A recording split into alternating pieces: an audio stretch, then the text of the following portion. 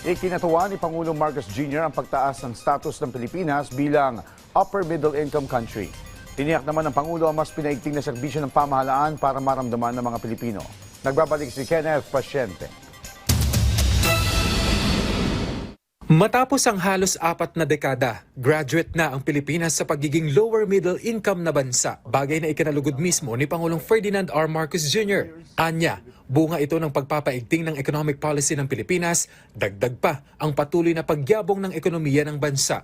This milestone affirms that the economic policies that we have pursued over the past 4 years have been effective. Our steady economic growth, broadly stable currency, and long-term reforms have strengthened our economy even amid global uncertainties. It validates the progress that we have made and the resilience of the Filipino people.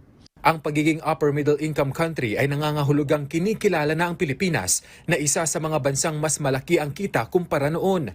Batay yan sa Gross National Income o GNI per capita o ang tansya ng kabuuang kita ng mga mamamayan at negosyo sa isang bansa.